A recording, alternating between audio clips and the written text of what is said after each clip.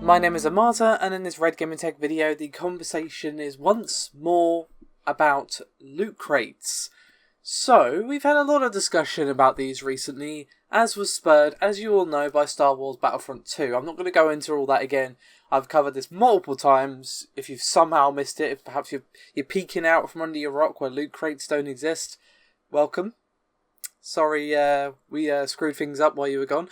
No, in all seriousness, I'm not going to go through that. Go watch my old videos if you need a refresher or whatever. But we do have a couple of updates that I want to discuss. They're not really to do with Star Wars particularly, apart from one. They're more to do with the conversation in general, which obviously has been spurred by the fact that both Belgium and Hawaii are looking into whether or not loot boxes are gambling, and of course whether or not a ban or some sort of regulation should be put in place. Now obviously the fact that Hawaii and Belgium have commented on the Battlefront 2 situation and loot crates in general has of course made people wonder, okay, what does so-and-so official body or country think? And one that's very important in particular is of course the ESA, or Entertainment Software Association. And according to them, in a statement they provided to Polygon, loot boxes are not gambling. And they basically said, and they were using Battlefront 2 as an example, that some are free and some are purchased, and that these loot boxes can either aid with your progression or give you content, or sometimes both. However, I'm going to read out their exact quote rather than just giving you the cliff notes. And they said, quote, "Loot boxes are a voluntary feature in certain video games that provide players with another way to obtain virtual items that can be used to enhance their in-game experiences. They are not gambling. Depending on the game design, some loot boxes are earned and others can be purchased. In some games they have elements that help a player progress through the video game. In others they are optional features and are not required to progress or succeed in the game. In both cases, the gamer makes the decision." Okay. First of all, I completely disagree that they're not gambling, because gambling is, at its core, you are betting your money or giving away your money, be it 1p or £1,000,000, it doesn't matter, for a chance at a thing. Yes, you all technically get something, but you're still gambling that you won't get a bunch of sprays and voice lines. Just use Overwatch as an example. Instead of that cool skin that you want, you are gambling on getting the thing that you want. And also, yes, they're technically not wrong that it's the gamer's decision to take part in this system, be it through credits or with their credit card. However, in the case of Star Wars Battlefront 2, we have seen that certain developers and certain publishers that don't need to be named, because it's obvious who I'm talking about, are not beneath putting a ton of work in front of unlocking it without loot boxes to really skew things and make it way easier just to cough up, because it's so grindy and boring otherwise. This is very much funneling you into the gambling system just so you can play the game. So, I really disagree with that statement in multiple ways. However, we also have an equally disappointing statement from the UK Gambling Commission. And this was an official statement from them. And they also said that under current British law, and obviously that is current, that does mean the law can be updated as it often needs to be, loot boxes do not qualify as gambling. However, that they do say that, quote, "the line between video gaming and gambling is becoming increasingly blurred." And of course they were talking about loot boxes in general when they made that particular statement. Now, at least according to the UK Gambling Commission, whether or not something is gambling is whether or not something can be cashed in.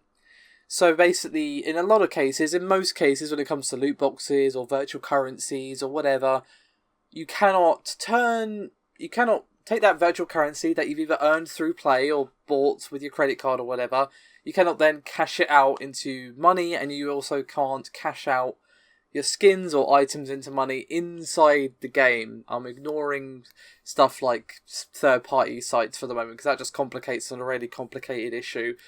Inside the game, there is no way to cash in. Now, obviously, in some games, there are third-party websites, which obviously is something that needs to be taken into consideration by, people such as the Gambling Commission in the UK and, of course, the ESA and, the guys over in Belgium, the Gambling Commission there, they do need to keep in mind that sometimes, yes, the game might not let you cash in, but other places are quite happy to let you do that, and often for quite a lot of money as well. However, they did say, quote, "A key factor in deciding if that line has been crossed is whether in-game items acquired via a game of chance can be considered money or money's worth. In practical terms, this means that where in-game items obtained via loot boxes are confined for use within the game and cannot be cashed out, it is unlikely to be caught as a licensable gambling activity. In those cases, our legal powers will not allow us to step in." So, yeah, it's pretty much what I just said, but with more words. Now, by no means does this mean that the Gambling Commission here in the UK is just going to be sitting on their laurels. They are definitely keeping an eye on things. As I said, they are becoming concerned about the line between a game and gambling being blurred by things like loot crates, which, as I've already said, in my opinion, are gambling in the strictest sense of the word. However, they do say, quote, "Where a product does not meet that test to be classed as gambling but could potentially cause harm to children, parents will undoubtedly expect proper protections to be put in place by those that create, sell, and regulate those products. We have a long track record in keeping children safe and are keen to share experiences and expertise with others that have a similar responsibility. Whether gambling or not, we all have a responsibility to keep children and young people safe." And you can't really disagree with that. However, as I said in my previous video where, I think it was Belgium or Hawaii, I can't remember who, off the top of my head, to be honest, one of them is irrelevant who said it. One of them was also talking about, making sure that, children aren't being exposed to gambling and getting the proper ratings and regulations and potentially even bans in place, which, is fine. I've got no problem with that. However, I also made the point that, okay, that's great, but, I also think that things need to be put in place so that these things are also not exploiting adults. Adults can absolutely be exploited by, psychological manipulation or just flat out skewing the progression of the game so much that it is way easier just to cough up than to play, 40 hours to unlock Darth Vader like it was originally in Star Wars Battlefront 2. So there also needs to be regulations in place to make sure it doesn't get too predatory in games that are, for adults. And if a new regulation does come into place that a game with in-game currency, loot crates, gambling, whatever you want to call it flip-de-doop if you want.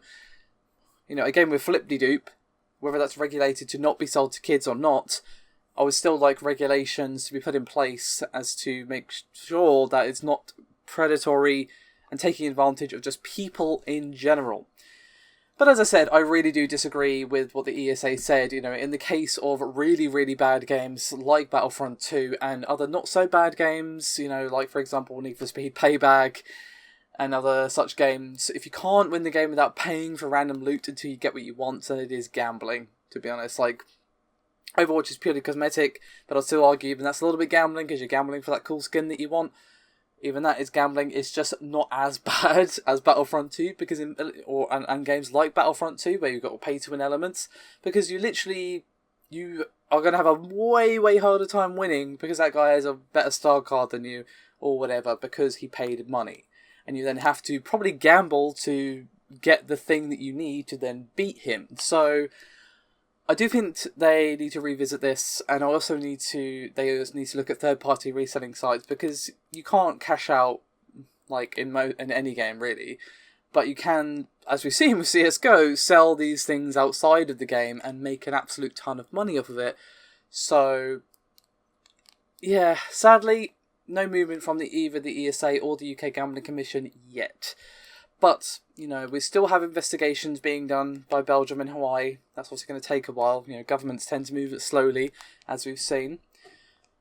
So I would expect that if we do get a yes, it's gambling result from Belgium or Hawaii, we might see a revisit from these official bodies, because they might see the evidence and the research and the investigations put forward by the officials in that particular place, whoever it happens to be, and they might go, do you know what, they're right, this needs to at least be looked into and revisited, and perhaps the law needs to be updated, or perhaps not, it could all just remain the same. However, I do think things are changing. I'm not, no, loot boxes are not going to disappear overnight. Let's not get ahead of ourselves. This official investigation into them is good. It's a step, but it doesn't mean they're going to disappear from our our TV screens tomorrow. But it is definitely, one foot in the grave, I think, for loot crates and microtransactions and that sort of thing in general. And companies are going to have to be very, very careful. Anyway, you've heard me blab on for over 10 minutes. Let me know your thoughts and opinions on this one, guys. What do you think on what both the ESA and the UK Gambling Commission had to say? Do let me know your thoughts and opinions. As always, your support is highly appreciated. Thank you so much for watching. Do remember to like and subscribe. And of course, check us out on Patreon over at patreon.com/RedGamingTech. And also, if you guys are over in the US, do not forget to fight for net neutrality. Because, to be honest, watching content like you're doing now is probably going to be a thing of the past if these ISPs get what they want. So, call your representative. Do your thing. Make sure that they don't destroy the internet. Thanks. See you next time, guys. Bye-bye.